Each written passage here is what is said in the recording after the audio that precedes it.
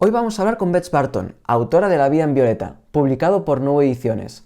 Se trata de un drama romántico con tintes eróticos muy necesario dentro del panorama de la narrativa española. ¿Por qué? Porque no nos engañemos, no abundan las historias protagonizadas por personajes LGTBI, y de ahí el alto valor de esta novela, La vida en violeta, y la gran contribución de su autora, de Beth Barton. Veamos qué nos cuenta.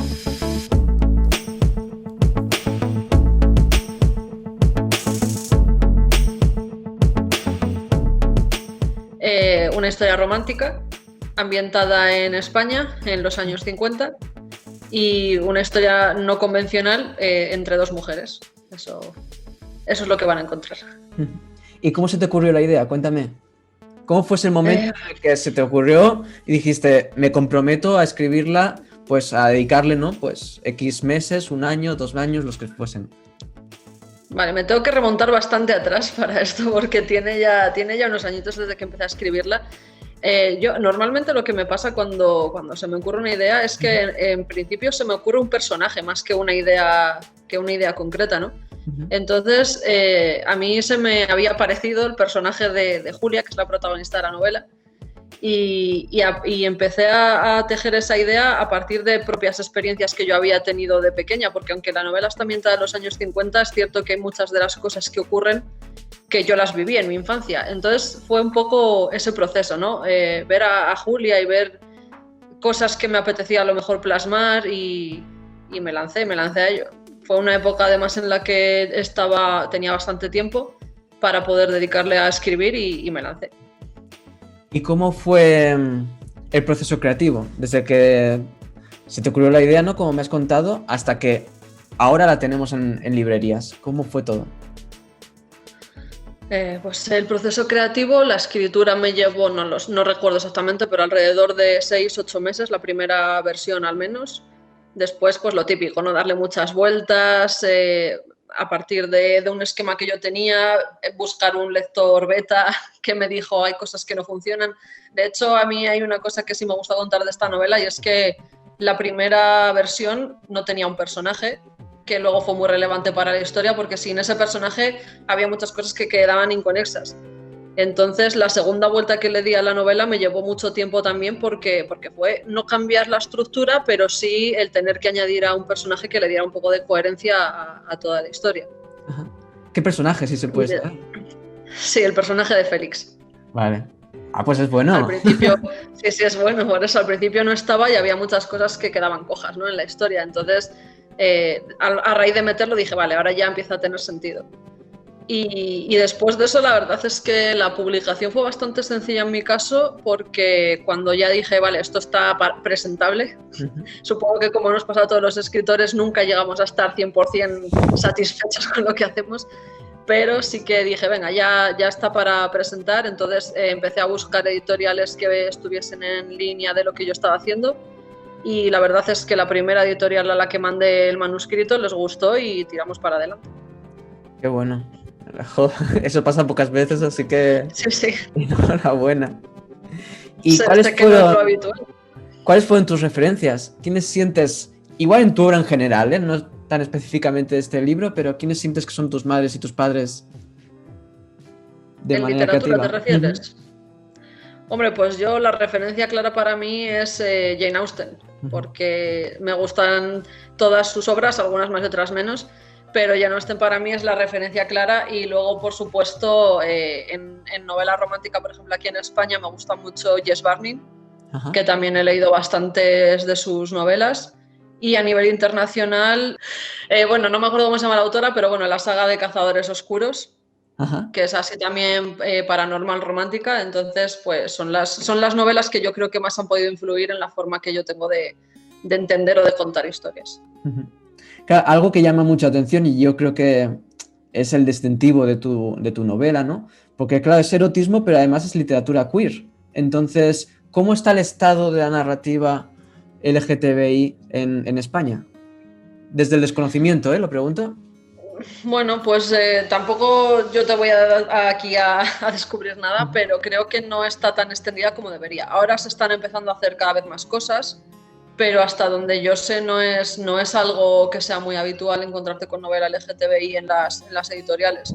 Ya te digo que creo que sí que se están empezando más a abrir en ese aspecto y que obviamente hay mucha demanda de ello, pero por ejemplo yo los libros que me he encontrado de esta temática, muchos de ellos han sido autopublicados.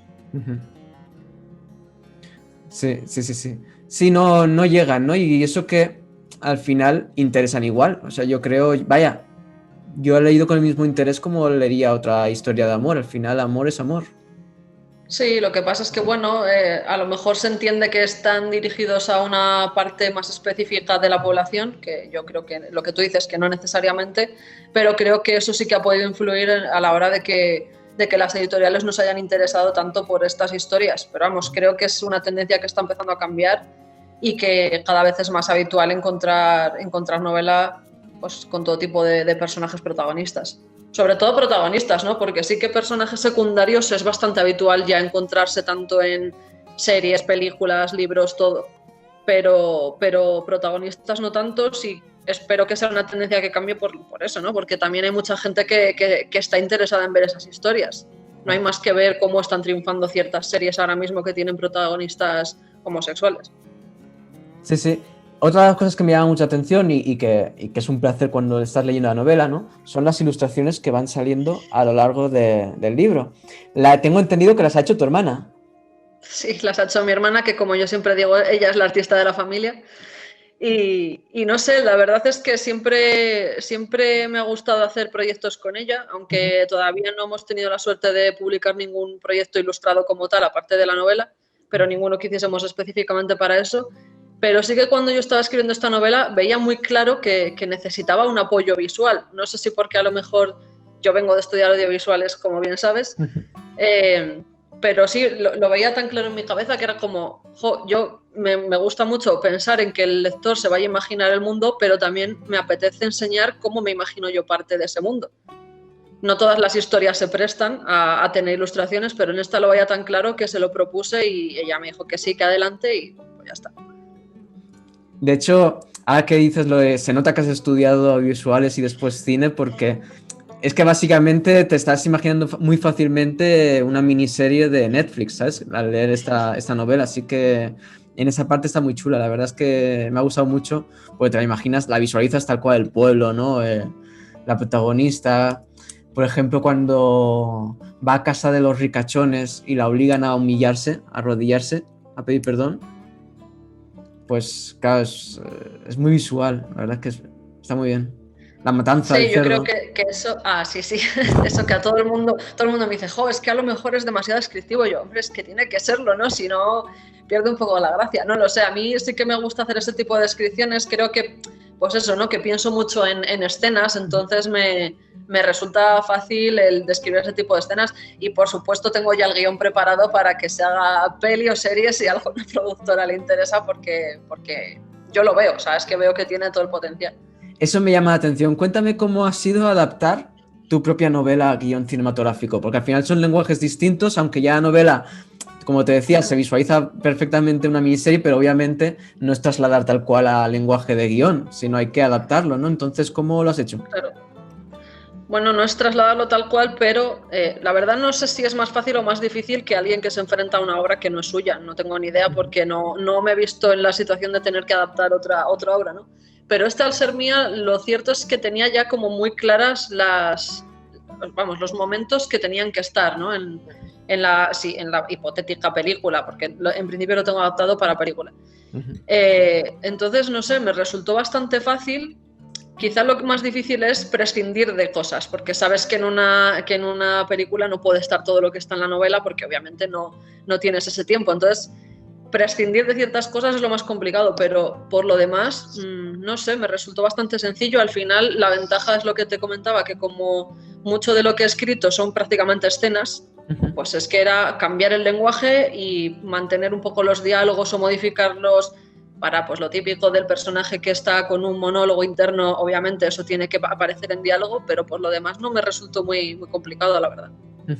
Pues mira, aprovecho para preguntarte, porque algo que me ha gustado mucho de leer La vida en violeta es el erotismo. Yo nunca he leído novela erótica, también te lo confieso, pero sin embargo me ha gustado mucho, como te leía justo antes de ir a dormir, ¿no? Envolverme en esa atmósfera tan mágica que tú consigues. ¿cómo trabajas eso? Porque yo lo pensaba, digo, ostras, tengo que yo enfrentarme a este tipo de escenas con tan alto voltaje de erotismo. Yo no sé si sabría escribir algo tan bello. Entonces, tú, como autora, ¿cómo haces eso? ¿Cómo creas esa magia? Bueno, gracias por la parte que me toca, eso sí, Ujú. pero supongo que también tiene que ver con haber leído bastante del género, claro, y de leer cosas muy diferentes, porque al final las escenas eróticas pues pueden tener diferentes voltajes, ¿no? Ajá. Digamos. Yo, por ejemplo, para esta historia sabía que quería que hubiese escenas eróticas, pero no que fuesen muy subidas de tono, porque creo que no lo pedía la historia tampoco. Entonces es el encontrar un poco ese término medio, sobre todo yo creo que por el bagaje que yo ya tenía de haber leído textos de ese estilo, porque si no lo que tú dices, yo ahora me tengo que enfrentar a escribir a lo mejor un asesinato y no tengo ni idea, porque la verdad es que he leído poca novela negra, entonces pues seguramente no tendría ni idea de esto. Como he leído bastante, no se me hacía tan complicado ponerme en la piel pues eso, de autor que escribe ese tipo de historias. Siempre controlando el lenguaje dependiendo de lo que tú quieras transmitir. Y claro, estoy diciendo erotismo, ¿no? Pero ¿tuviste la tentación quizá de cruzar la línea, a hacerlo un pelín más fuerte? ¿La acción? En esta historia no, por lo que Ajá. te digo, porque me parecía que no lo pedía, porque todo el lenguaje de la novela es de cierta manera, ¿no? Y la historia que está ambientada cuando está. Entonces, me parece que no tenía sentido saltar esa barrera hacia algo más fuerte, ¿no? Me parecía que quedaba mejor la sutileza, Ujú. lo sensual, pero sin ser demasiado, no sé, eso, sin tener un voltaje demasiado alto. O sea, sugerir, pero no mostrar más de lo necesario para esta historia. Quizá en próximas la cosa cambie.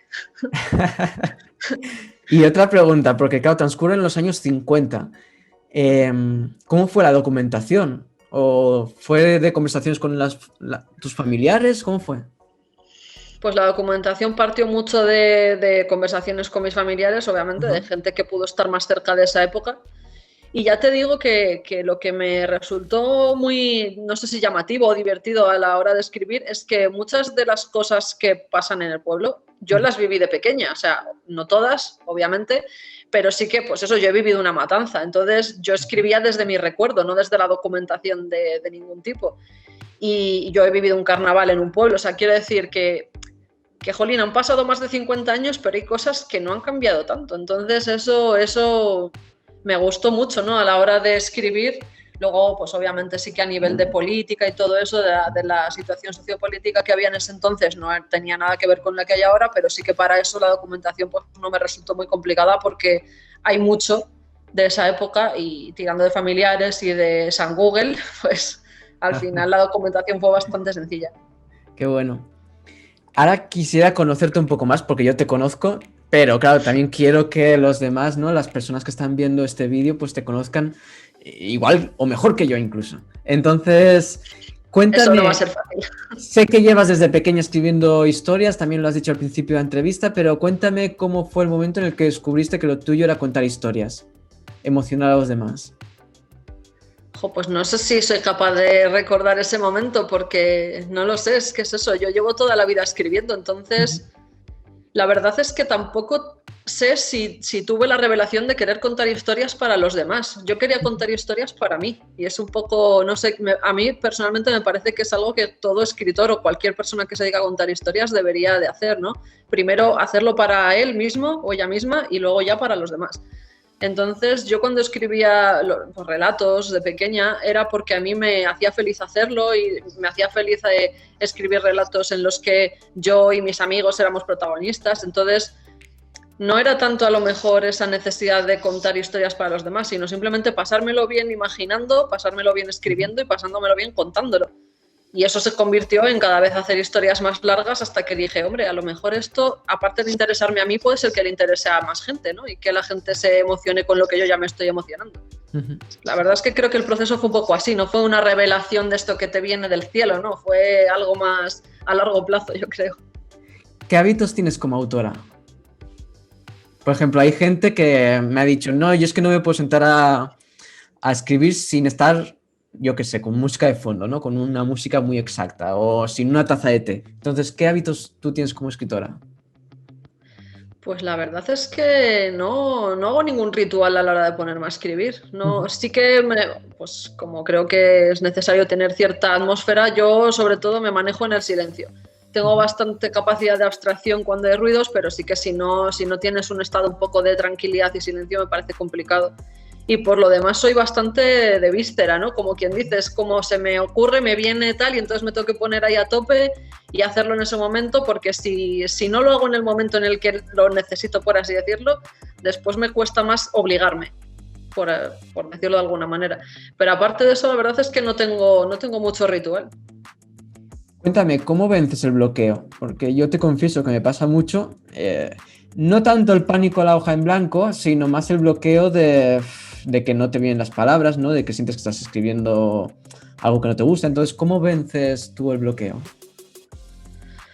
Pues yo creo que la mejor forma de vencer el bloqueo es dándole tiempo. O sea, si al final, cuando se puede, claro, estamos hablando de que si lo necesitas o es un trabajo que tienes que entregar para mañana, por así decirlo, pues tienes que hacerlo y ya está, y ahí tienes que vencerlo como puedas. Pero cuando estamos hablando de novela, que quizás es algo que se puede dilatar más en el tiempo, o que no tienes esa presión de mañana lo tengo que entregar, yo creo que en el momento en el que te bloqueas es mejor parar un poco, darle un poco de espacio de tiempo, porque al final todo pasa, ¿no? Y a lo mejor hoy no tienes el día o no estás en ese momento, no te vienen las palabras y desconectas, haces otra cosa, yo qué sé, ves la tele, juegas a la consola, lo que sea, sales a dar un paseo y a lo mejor mañana o pasado dentro de 2 días te vuelve la inspiración y ya está, y se pasa solo. La gente que puede estar viendo este vídeo, ¿no? Tú ya tienes una novela, vienen en camino nuevos proyectos que ahora te preguntaré por ellos, ¿no? Pero que básicamente hay gente que ya puede querer estar ahí, donde estás tú, tener una primera novela publicada, que visto el panorama editorial ya es mucho. Entonces, ¿qué consejos tú podrías dar a esta gente, a los nuevos autores? Como consejo, pues yo creo que es importante reescribir, o sea, nunca quedarse con la primera versión, porque yo creo que en nuestra profesión es muy fácil caer en el ego. Y para mí eso es un error. O sea, obviamente te tiene que gustar lo que haces, eso por supuesto, pero nunca pensar que lo que has hecho es oro, porque probablemente hay 500 personas que lo han hecho mejor que tú y habrá otras muchas que lo han hecho peor, pero bueno, tú tienes que jugar con lo que tú tienes, siempre todo se puede mejorar. Tampoco es cuestión de ser tan perfeccionista que nunca lo entregues, porque es lo que hablábamos antes, que también pasa de que no me gusta y no me gusta y no me gusta, ¿no? Al final también tienes que aprender a soltar, pero bueno, reescribir. Y sobre todo a la hora de buscar editoriales, pues hacer investigación de a qué editoriales mandarlo, de cuáles tienen procesos abiertos, cuáles encaja lo que tú estás haciendo, porque obviamente no son todas, y mandar indiscriminadamente pues tampoco creo que tenga mucho sentido.